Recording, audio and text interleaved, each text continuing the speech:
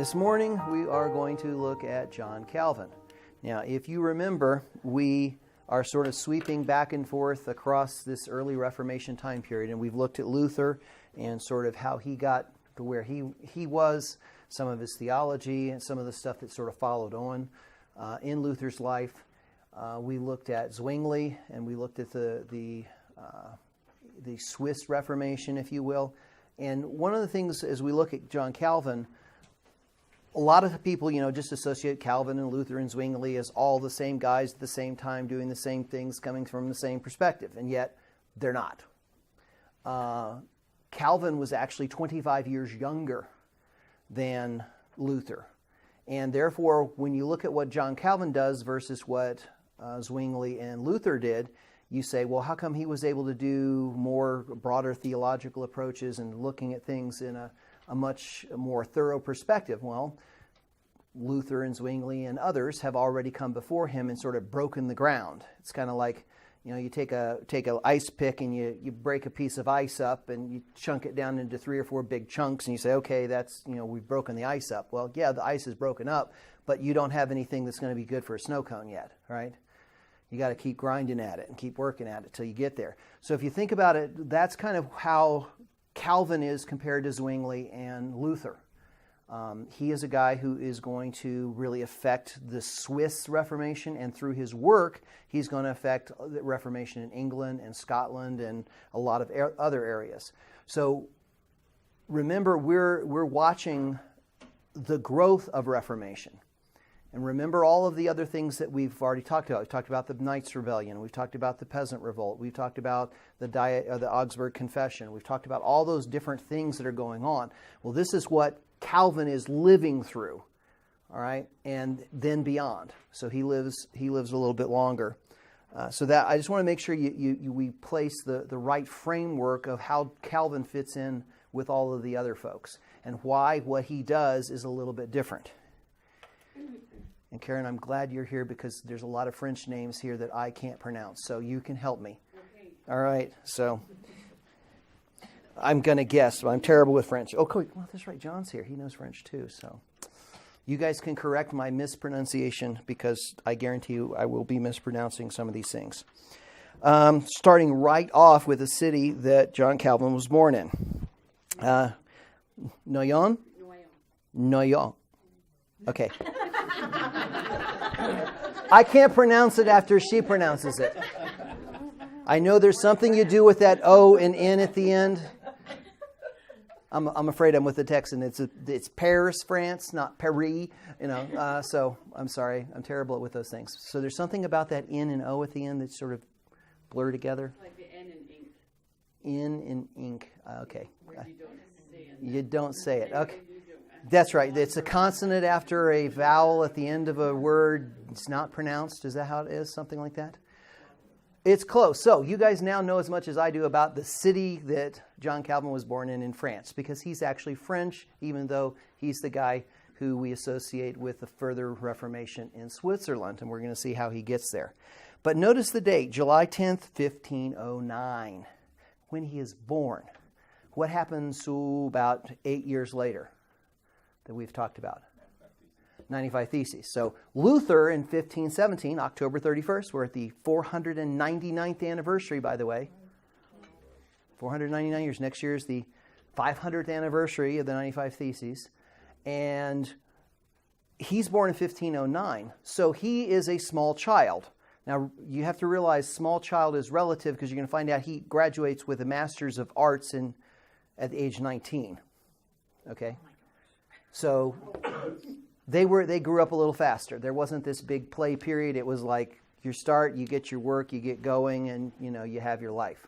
So he was, though, a child when Luther posts the 95 Theses. So you can see how far Luther has already traveled before Calvin even can understand what Luther is about.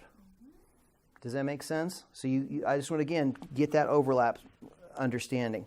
So he's born in France, and his parents are relatively well off, and they have some influence in the city, his father in particular, and he is going to go into higher education and pursue an ecclesiastical career. Now remember, an ecclesiastical career looks much more like a career in those days. You know, you get your education, you do this, you get your post, you get paid, and we've talked about all the different problems of people having ecclesiastical posts and not actually being at the post.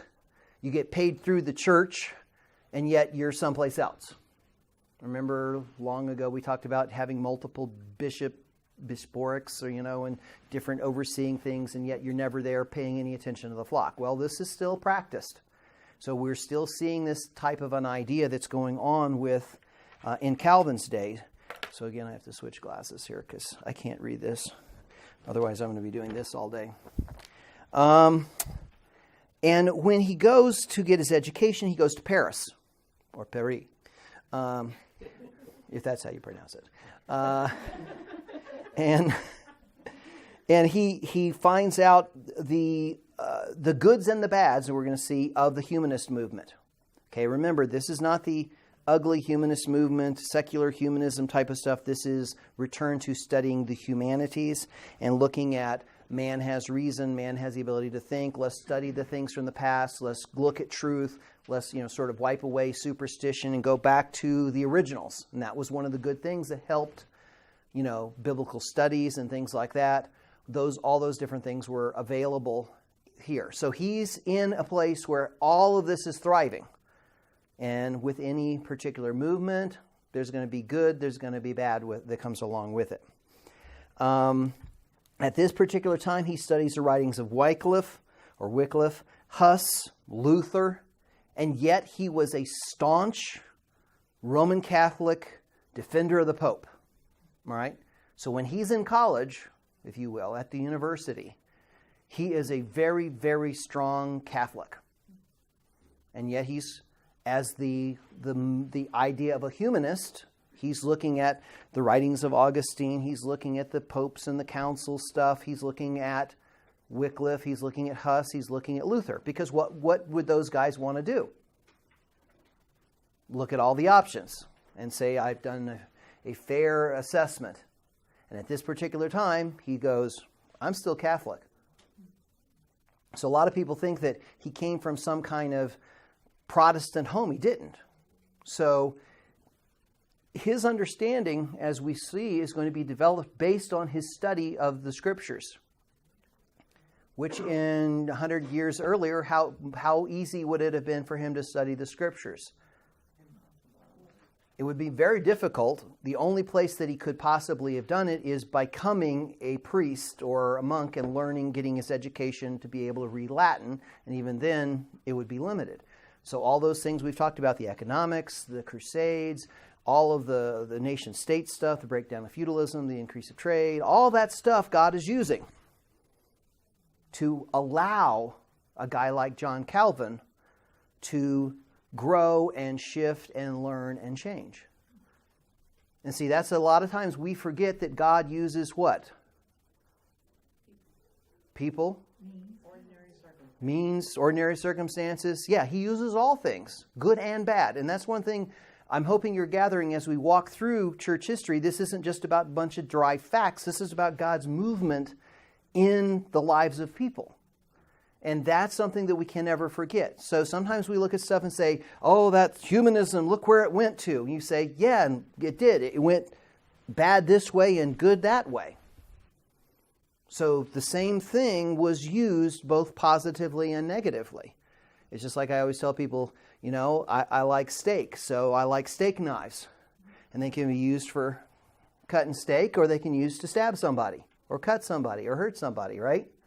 So it's not the thing that you have that's so bad, it's what do you do with it? So knives aren't bad unless you use them for bad things. So this desire to learn and grow was something that God uses in Calvin's life to start stimulating his thinking, and he is going to do some things that are quite profound, despite what he wanted to do. We're going to find that too. Have we seen that trend? You're going here. I don't want to go here. You're going here. I don't want to do that. You're going here. Okay, God's still in charge, even when we say, I don't want to do that. We're going to see that's exactly what God does with John Calvin, much like many other people. Now, he graduates with a Master's of Arts, master's degree, 1528. He was born in 1509. Okay? The guy was smart, and you started early. Now, because the position of his father in his town, he started losing influence, and he kind of realized that he needed to maybe switch careers to a profession that's going to maybe earn him a little bit more money. He decides he's going to change to law. So think about this. Guy studying theology switches to law. Now, what is the advantage of somebody who is trained in law?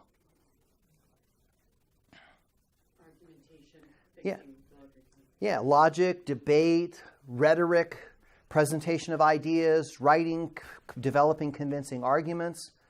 So a lot of times you can have lots of information before you, but you can't organize it or present it, right? There are a lot of people who are very, very smart and know a lot of scriptures, but they're not gifted in presenting it, right? That's a gift. And he has a gift of being able to do it, but he also has been trained in how to do it well. So his debate, his logic, and rhetoric, all those skills of a lawyer actually come in very handy for him. And we're going to see that as things develop. So he has a multiple-pathed career too. I mean, most people, if you really look at them, most people have 2 or 3 careers in their life. If you really think about over a lifespan. And God uses all those trainings and giftings and things like that in your life to benefit and profit his people. So that he does the same thing here with John Calvin. And if you haven't had multiple careers, you're fortunate. So much easier just to go straight ahead as opposed to go, oh, I got to turn left here. Why? I don't want to do that. And so he also gets exposed to what we would consider the vain side of humanism. Because like anything, you have the good. Here's this open-minded, let's look at stuff, let's reason the logic through stuff, let's go back and check the sources, let's make sure we're not just listening to hearsay and rumor, all those good parts. But what happens to knowledge? What does the scripture say it does? Puffs up, yeah. And so a lot of these people get so full of themselves that their great learning just turns them into pompous farmyard animals. And is that a nice way of saying it? They just become arrogant, and they don't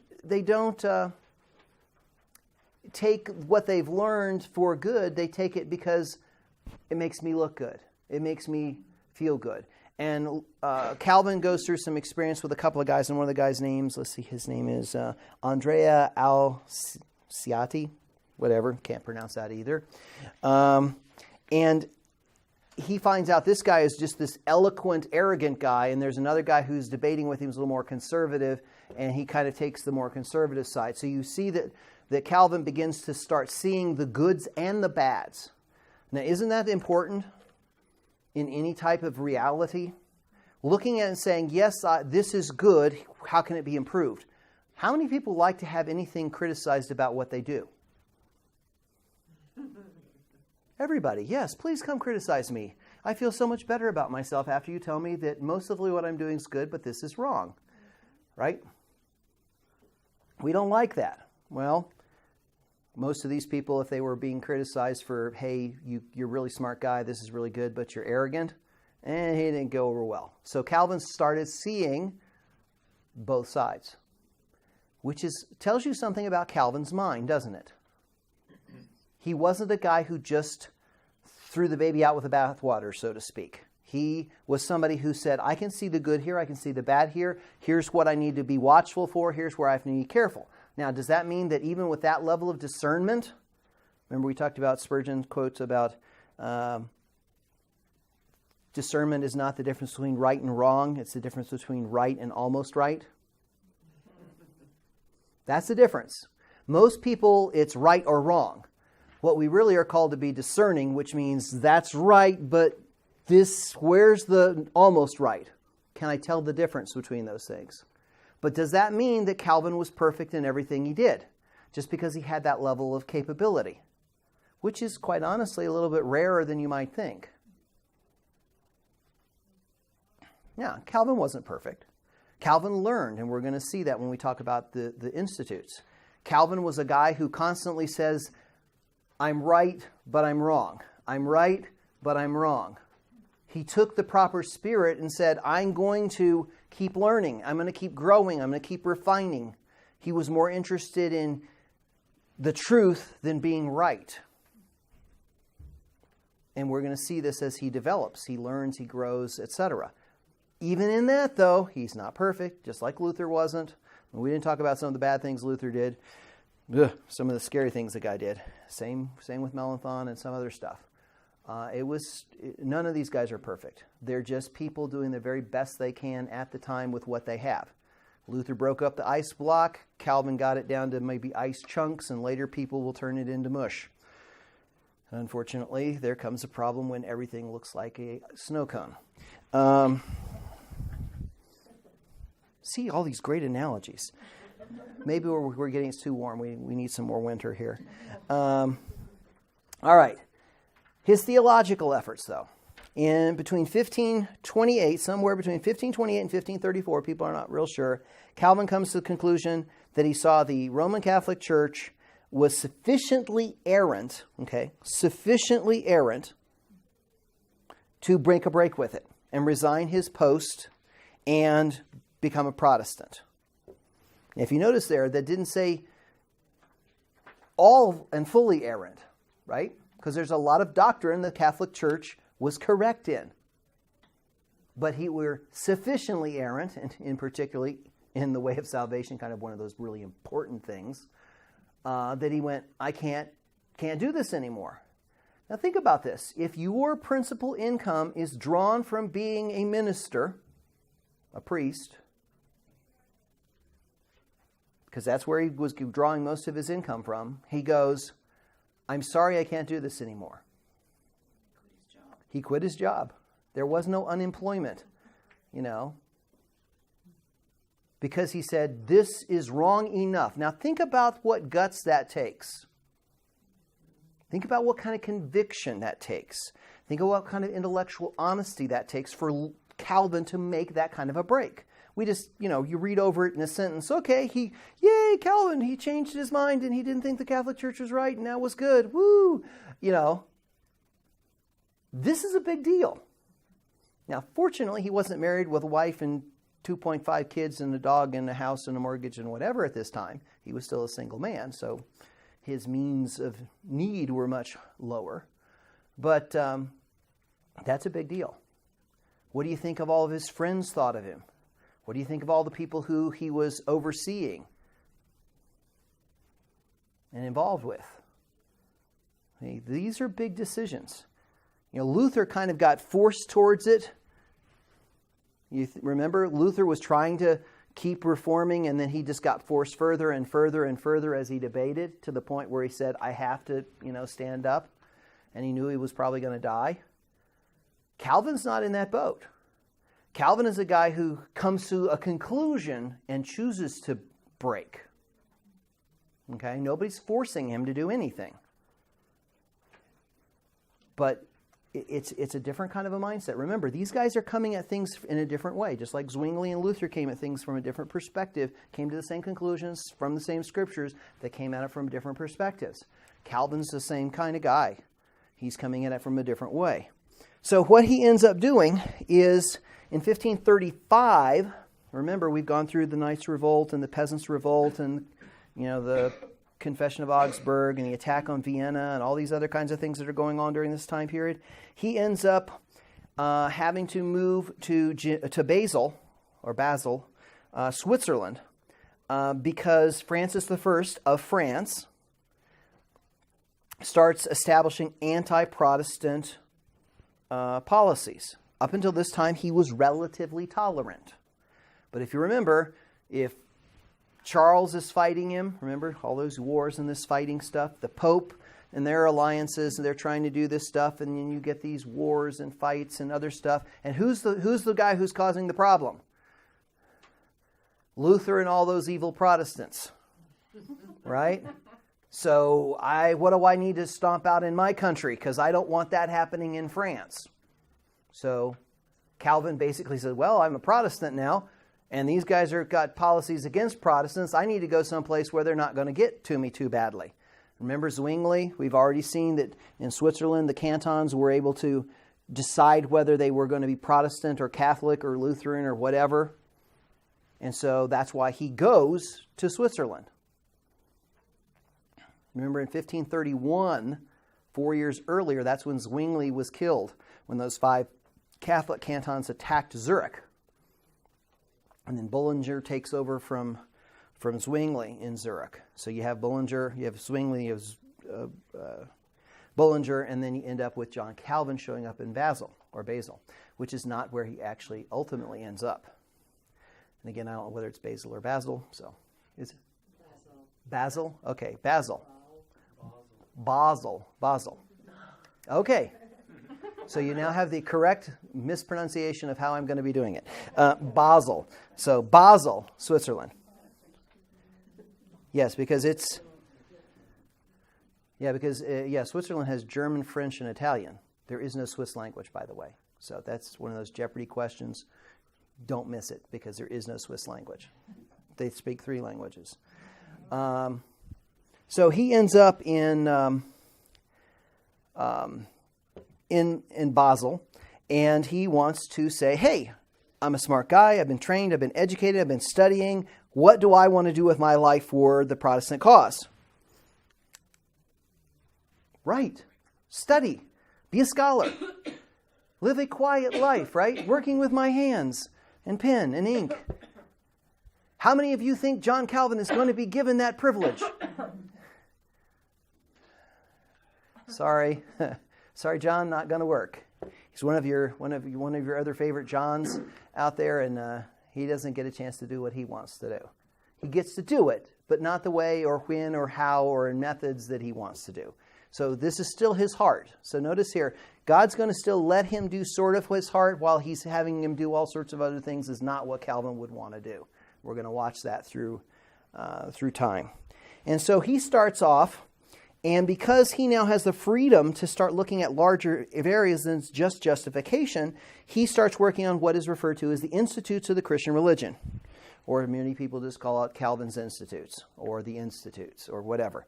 It's very well done, and when we see the fullness of this, it's probably the systematic theology, even though it's kind of organized a little bit differently, by the time he's finished in 1560, when he finishes with the entire work of the Protestant Reformation for quite a long time. If you remember, Melanchthon had earlier systematic theology, which was useful. This one is, the instant bestseller of 1536. European Times, whatever, bestseller list. It was in Latin. Yes, it gets Latin, and then eventually, I think the next ones start going in Latin and French. So he starts with a Latin version of it, and then he does a Latin and French version of it.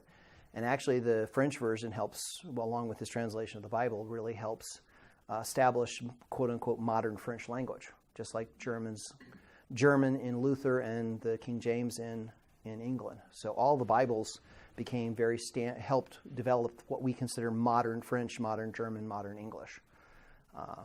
Because these are transitioning out of the middle Englishes and Frenches and Germans and things like that.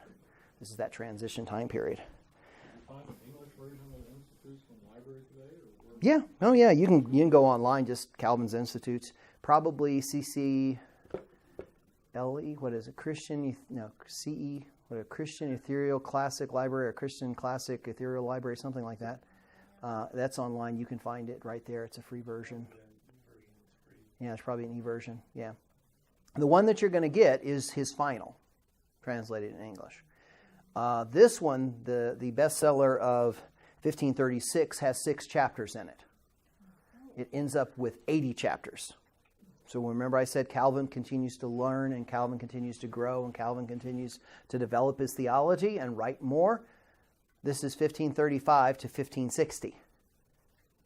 So the guy does get to do this stuff, and he has tremendous influence, but he doesn't get to do it as a soul life thing. Because this is what he wanted to do. This is where he felt he was trained, and God gave him the abilities and the giftings and the background to do this. But God has a whole lot bigger plan than John Calvin's plan for himself. Did he work on this alone, or with a group of local people, or with other people like Luther and all within Switzerland? Well, he was the principal author, but I'm sure he talked with folks, because over time, and he's talked with Bucer. We're going to see how he gets to where he is. He is a guy who is going to study himself, but he also is going to have other men with him that he talks about. Just like anybody who's doing theology, the hermeneutical principle for coming to any exegetical work, the last step is called the checking principle. Check yourself. Because it's very easy for you to deceive yourself. So what do you need to do? You need to find other people who are studying something to say, I think you missed that, or maybe that's overstepped, or you built this premise too strongly here, so the tower is going to fall over when you go there. So Calvin was a bit of a loner, but he was also a guy who worked with others, if that makes any sense. Scholars tend to be that way. They're going to be a little bit more of a loner, and yet they still have the academic integrity to study more. Bob? Today, if you want to get a book published, there's a process you have to go through and Right. get it published and all that. What about in his day? I mean, did you just go to a printing press that wants you to print this? Or? Well, the biggest thing is you had to have a patron to be able to pay for it. But yeah, there was no editors of the Baker book or whatever publishing or company. They didn't do that. Later on, that type of a system develops. Did you have a patron? I don't remember how he actually got his stuff published. He probably had people that donated to it, but I don't know. Quite honestly, I don't remember that level of detail. But yeah, a lot of the stuff that we take for granted, today you can write an ebook and publish it yourself, and put it out for the world to see. And you really don't have to do much more than write it and go to Amazon, hit your create space. They give you the ISBN, click, click, click, click. It's online. There it is. A little trickier than that, but so it's a very different world that he lived in. So when he does this sort of says, okay, Luther got his here, Zwingli got us here, Calvin's going to go here, and there's a lot more that's going to go along with it. So again, 1560 is his last version of it. He is this is a systematic theology, even though it's not structured the way our current systematic theologies are.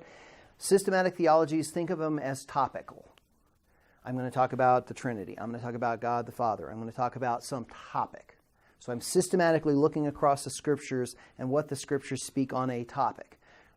Calvin arranged it a little bit differently. It was a little more Christocentric and sort of like this relationship in justification and this in sanctification, and how all these different elements laid out, and then some practice about baptism and communion and things like that in different places and different volumes. So it was kind of a cross between what we would have as a systematic theology, doctrinal statement, church practices, papers, kind of all rolled to one, versus a biblical theology, which typically is more about let's sweep this across the Scriptures. Okay? How's the storyline, if you will, the meta-narrative, or whatever other term you want to use, of how does Scriptures move from Genesis all the way to Revelation? So biblical theology is worrying about bigger themes. Systematic theologies is, taking topics. They're both useful. They both have their place. But this is more systematic with a little bit of biblical theology, with a little bit of practice. So we're going to see that John Calvin is going to get roped into having to do all sorts of stuff from a practical perspective. And this is the thing that he doesn't want to have to do, but he ends up having to do. You're going to see how well it is when you have to play practice with church and state. So, there's sort of some of his theologic stuff. Now, in the Reformation, from what's going on at the time, Calvin basically wants to study, and so he ends up and goes from Basel to Strasbourg. Okay? And the reason he does this, or he wants to anyway, that's his goal. He does go to Strasbourg for a short period of time, but his goal is to go there And unfortunately, because of, military activity on the roads, what happens when you run across military activity on the roads? You're going to go someplace else. And so he ends up doing that and ends up in good old Geneva. There's not a lot of paths that you can go in Switzerland. He ends up in Geneva. And this city, of course, at this period of time is in turmoil, just like Zurich was and other places. And you have these ideas of reform, and then you have, like we've talked about, all of these other people, and particularly the merchants, who want to say, I like this Reformation stuff as long as it gets me what I want practically to get me away from the Pope's power. All right? So we're kind of, just like we saw in Germany, we're for you, but for different reasons than why you think I'm for you. And this is what he ends up facing when he walks into Geneva. And that's what the city's looking like. The problem that you get is John Calvin is just saying, well, this is just a holdover. I'm going to stay up at the hotel, the local hostel, and wait till the road clears and head to Strasbourg. Little does he know his life is going to change in Geneva because of a detour of military activity on the road. How many of our lives have changed with a little detour of something? The economy, an event around the world. Who knows what happens? Our lives get changed. And this is God's plan. So he goes to Geneva and he runs across this gentleman named William Farel, or Farrell, or Farrell, or Ferret, something, however he pronounces his name. I don't know. I'm kind of pronouncing it Farrell. And he was a missionary. In other words, he was a guy who has missionary passion and zeal to go and help bring the Reformation to Geneva. One of his problems, though, is he has lots of zeal, but he doesn't have the toolkit to go along with the zeal to help take the Reformation process and say, hey, it needs to be different. You know, it's the difference between an evangelist and a pastor or teacher. He's an evangelist. And he recognizes when somebody points out that John Calvin, the writer of The Institutes, is in Geneva, what do you think he does? Instead of saying, well, John Calvin's here, I'm not going to talk with him because I'm here zealously being evangelistic and trying to get the Reformation going, so I don't want that guy in town. What did he do? What do you think? He grabbed his toolkit and said, oh my goodness, God just sent us a gift. Right? I'm good at this, but here Calvin can do all these things I can't do. You noticed? Gifting. We all have to realize where we're good and where we're not. Was Calvin the guy going, hey, I want to be an evangelist and reach out to the people and help everybody, right? No, he said, I'm gifted in writing and studying, and that's what I'm going to do. So Farrell goes and grabs hold of Calvin. Now, what do you think John Calvin's reaction is to begin with to this encounter of, hey, you need to stay here in Geneva and help us out with the Reformation? Thanks, but no thanks. Thanks, but no thanks. Exactly. It's like, I appreciate this. I really thank you for your accolades on my work, but I'm heading to Strasbourg so I can study and write and be helpful because that's where I feel God would have me do. Now, listen to what Farrell does to this poor guy. And I say poor guy because, you know, he's just trying to live a nice, quiet, simple life. He basically mocks him. And he says, you know, John, God is going to condemn you for your repose and desire for a calm life. How well do you think that one goes over? God is going to condemn you because you just want to be a quiet and calm, scholarly guy. He's given you these gifts. He's put you in this situation. And Calvin was shocked, honestly, because he felt very comfortable that he was following what God would have him do until he ran into this guy. Now, I'm not telling you this guy was right or not, or whether God told him anything or not, and there's anything biblical or not, but we certainly can see that this affects John Calvin. And John Calvin goes, oops, all right, I'll stay and help you. Now, what do you think is going to happen in a society where politics, religion, church, state, economy, etc. are intertwined like this? So remember, we've seen through the Middle Ages and Dark Ages and Renaissance and everything, that's what church and state look like. And they're trying to pull apart, but they haven't untangled themselves yet. As a matter of fact, this was one of Zwingli's things, right? Separating church and state. One of Luther's things, the dominion of the church versus the state, and who has what authority. Well, they're still trying to figure out how to do this. And so in Geneva,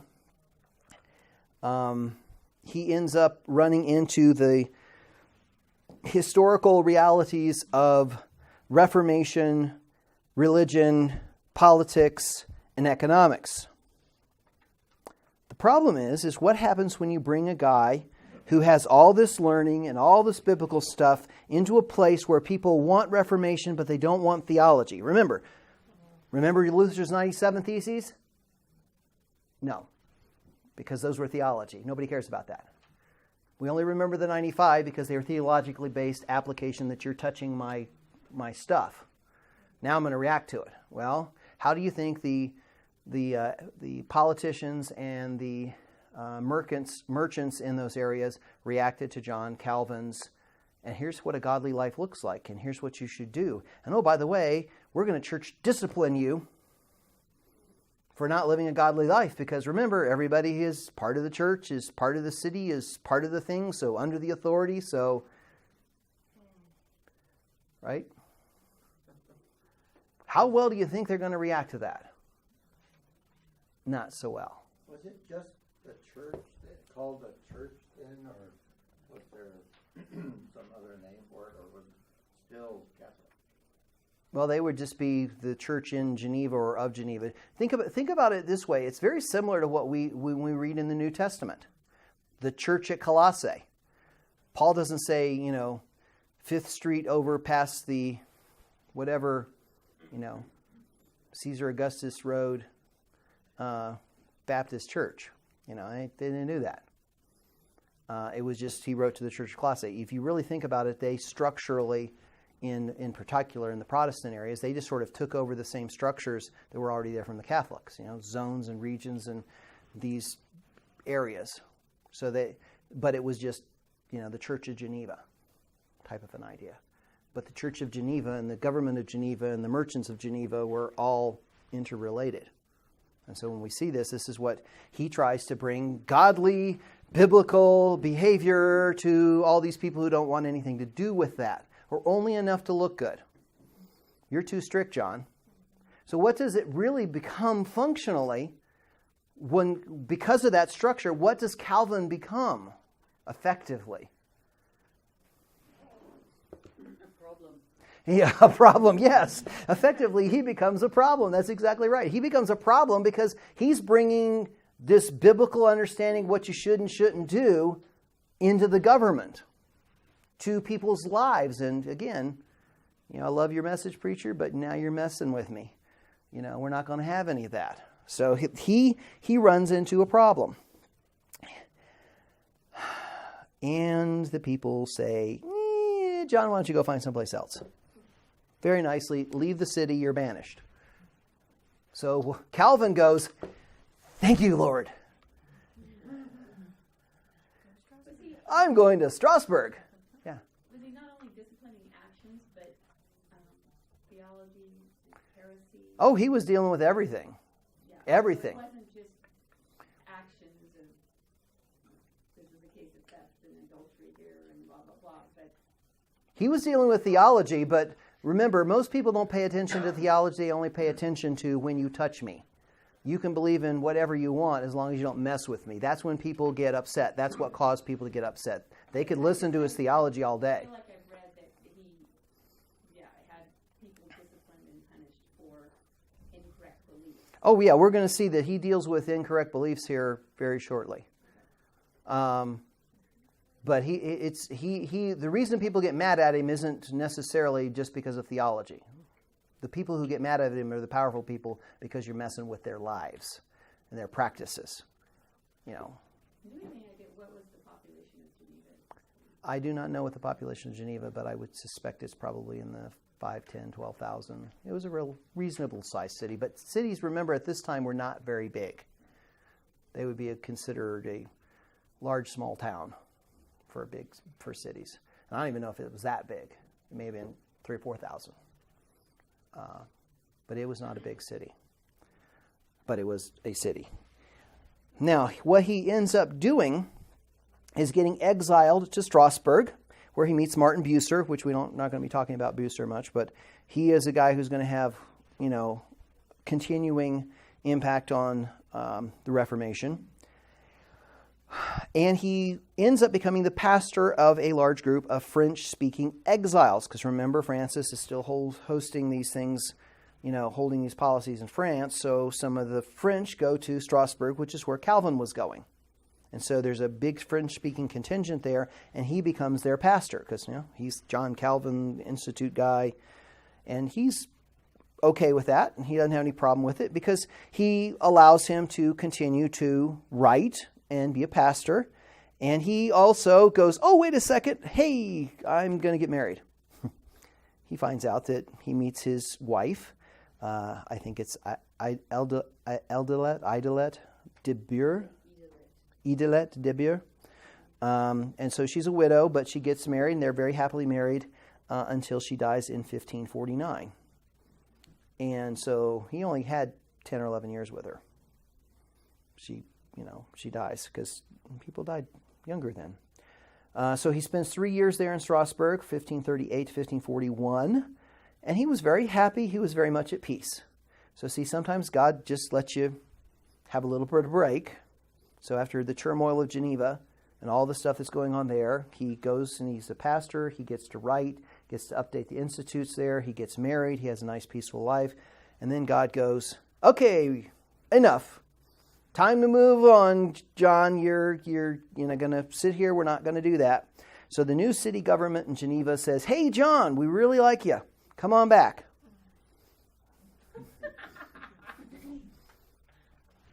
How many of you would be going, yeah, that was really fun the first time. Let's do it again. But evidently he prayed about it, and God led him come back to Geneva. I don't know all the details of whatever pressure was put on him, but I'm sure he had to have a little bit of pressure to overcome. If you're happily married in a place with a good church, getting to do what you want to do, that's really hard to go, yeah, let's go back to Geneva. See, it wasn't like, the Israelites, let's go back to Egypt. At least we could have leeks and onions and things like that. You brought us out here to die. It was just the opposite. It was like, why do I want to go back to Egypt? Excuse me? The promised land's here. I don't want to go back to Egypt. And so he ends up going back. And he establishes, and we're not going to go into the details of it, but he basically establishes a model that is, and legal systems and things like that. He helps the government in Geneva set up a model that ran Geneva very well for about 200 years. People actually came to Geneva over time to learn how the Genevan government and the church-state relationships ran so well.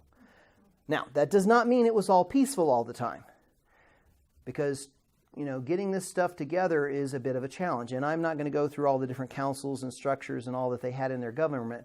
But what Calvin ended up doing, he realized that a church should be run pluralistically. And so he set up his view of pastors and elders. I believe, now I'm correct, I could be wrong, but based on what I've looked at, that he based his idea of that there were elders. And then there were elders who were worthy of special honor for preaching and teaching. Those ones who work hard, especially those who work hard at preaching and teaching. And so he basically looked at things and said, all right, these elders, which actually come off the council, the government council, there were 12 of them, and they were over 12 districts or regions in the city. And so their job was, I'm working with you pastorally, ministerially to the people. And yes, they had to have some biblical knowledge and all the other kind of stuff. So they were considered lay elders. And then I think he had like 5 pastors or ministers. They were the ones who were more responsible for that preaching and teaching and theology. And so they sort of said, we're going to worry about the theology, working with these elders who are going to be more in the shepherding kind of stuff. Now, that's a very sloppy way of doing it, but it's an easy way to explain it.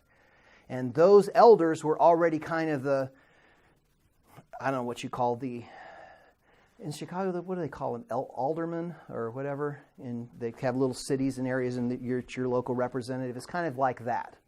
So they were responsible for the city government as well as the shepherding, because remember, church and state were one, effectively, but they had different domains. And this is where the domain overlap was with the lay elder, and then the pastors were the theologians per se. That's kind of the way he set things up. And again, I'm glossing it, very glossy.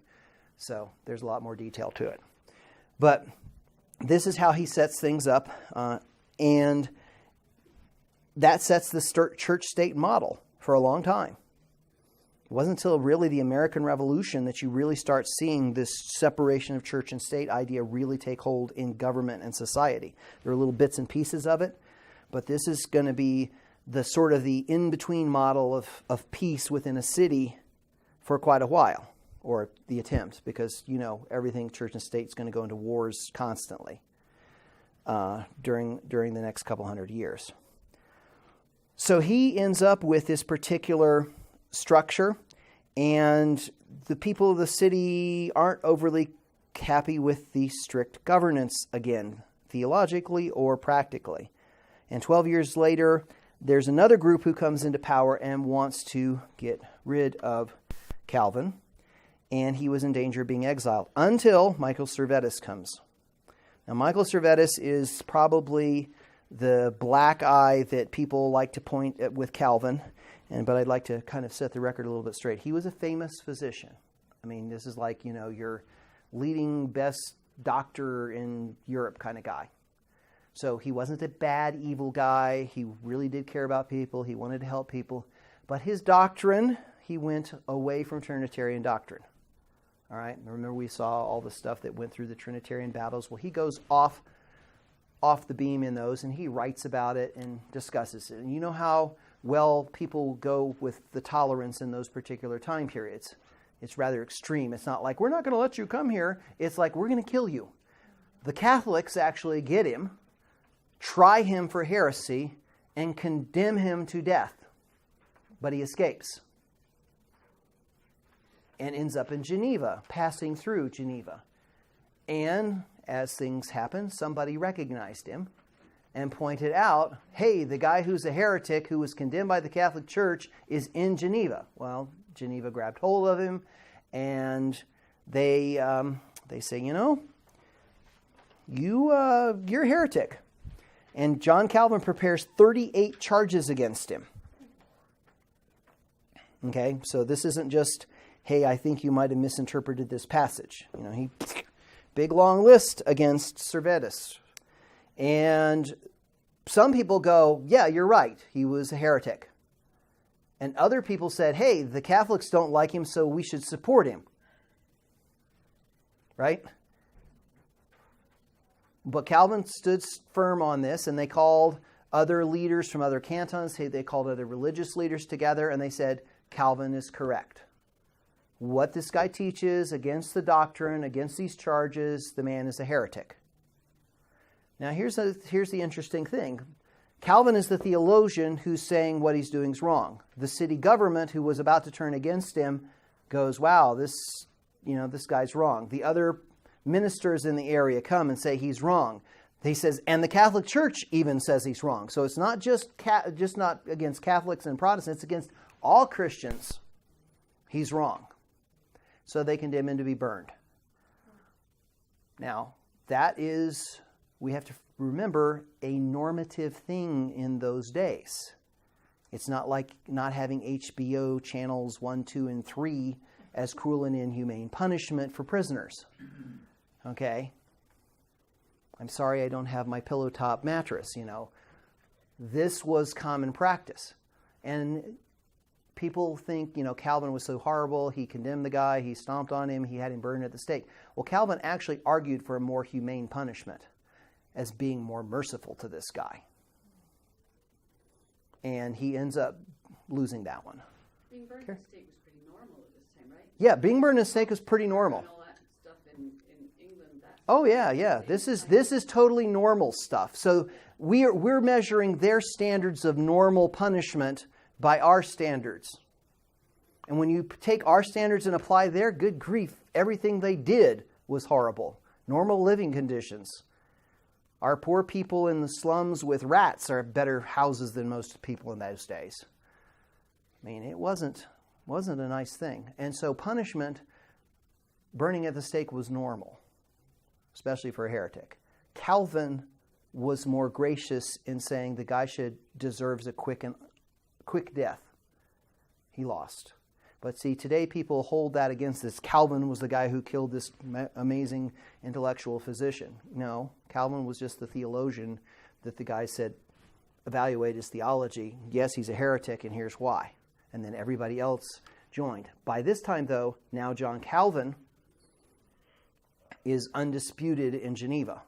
Remember, he was just about to be kicked out because people won't like it. And after this event, with all the support he got, he basically was the unquestioned, whatever Calvin says goes in Geneva. So he never had to leave again. But nobody ever thinks to justify their action of punishment like this biblically. Oh, nobody ever looks at any of these things of what you can do. Do they somehow? Well, punishment by a death penalty is a death penalty. The means and methodologies, whether it's poison, hanging, electrocution, chopping heads off. Right. But, I mean, we've got this mixture of the state and the church. And they aren't checking themselves biblically to see if, do they have scriptural... Well, no, they're burning somebody at the stake or chopping their heads off. There's nothing that you can find biblically to support anything one way or the other. It was the way they killed them. They, like I said, the Anabaptists, they drowned them. No, but even the capital punishment for this. Capital punishment for heresy. Remember, a lot of these guys at this particular time bring all of the Old Testament law in. So this person did that, so stone them. A child speaks up against their parents, have them stoned. Adultery, stone. So they looked at that very much saying, that's the way it is. Because remember, they are holding a very, the whole baptism deal, the whole deal, they're still following that Old Testamental law, we're part of one country, people, nation type of idea into their laws and practices. And when you do that, that's where you go. You go back to that kind of stuff. Versus a New Testament understanding would not go that way. But an Old Testament understanding would. So again, they looked at themselves and saying, we're following Scripture. That's perfectly okay. Now the means and methods are a totally different thing. But we got to finish up here. One of the things that Calvin does do is he realizes if you're going to press on, you're going to carry on to the next generation, you need to teach them. So he sets up the Genevan Academy. And this is in 1559. If you notice, in 1560 is his last version of the Institutes, and it's just before his death. And it's under the guidance of Theodore Beza, who basically is going to take over in Geneva, continue on with Calvin, who dies in 1564. And this basically becomes the, if you will, seminary. They called it an academy. This becomes the seminary for Calvinistic Protestantism in Europe. And remember, we talked about the Geneva Bible being translated from the English Bible. Or have we talked about that? No, that's a different class I teach. Sorry, the Geneva Bible was translated here about this time from the guys in England, and this is what comes back before it becomes, the Bishop's Bible and the Geneva Bible, which is the Church Bible, and the Family Bible, and then you get the King James Bible off that from in England. Well, this is where all of those scholars went. This is where John Knox comes from. This is where all the people that are getting trained in the theology go to, and then they go back out and bring it back to their countries. So Calvin did get to continue to write. Calvin did continue to train, and Calvin did realize, I'm trying to train the next generation, which is a cool thing. But in the midst of it, if you notice, Calvin did not get left to have that nice, quiet life. All right?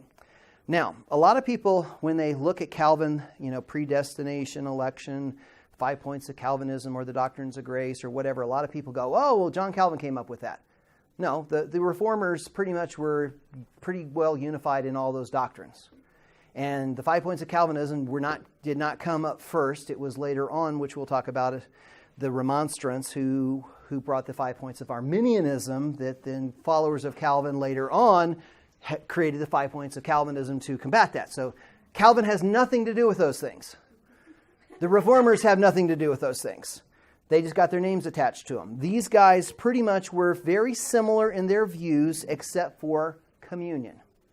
And we've talked about that Luther was a little more Catholic-esque, that the Christ is present in the elements, but the elements, there's no transubstantiation, there's no transformation of the elements. And then Zwingli was over here, which is where we are, the memorial view. It's special, but it's a memory to call us up to remind us of what Christ has done. And Calvin, nobody can really pin him down. He sort of stands in the middle.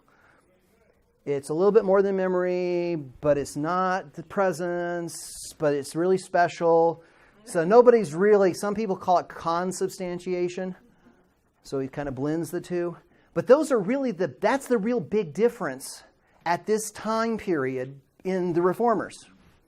That's really where their big issues, variances, if you will. Later on, different traditions break off and start getting different distinctives and different understandings. But at this particular time, Calvin, Luther, Zwingli were very, very like-minded in many of these things. And honestly, even though they disagreed in some areas, they got along okay, except with the Anabaptists. Nobody liked the Anabaptists. The Catholics didn't like them, Zwingli didn't like them, Luther didn't like them. So you would be a very hated people. We would be a very hated people at this particular time. The Anabaptists have other things we've talked about. But what this ends up doing for the Reformation is it establishes a new base, a new education. It starts spreading. The children of the Reformers are the ones who end up going like this. Like anything, a little is good, a whole lot's better, right? Or maybe not. And then there's going to be the reactions with the Pietists and all the other stuff. So we're going to see church history continues to swing back and forth, and you get a great idea and you take it too far or you don't deal with it. So that's what we're going to see. These guys, really, we owe a lot to them. Their lives, their study, their diligence, and they're not perfect men. None of us are either. One thing I do want you to realize is John Calvin never took himself as a guy who had arrived. He kept writing till just before he died, trying to do better.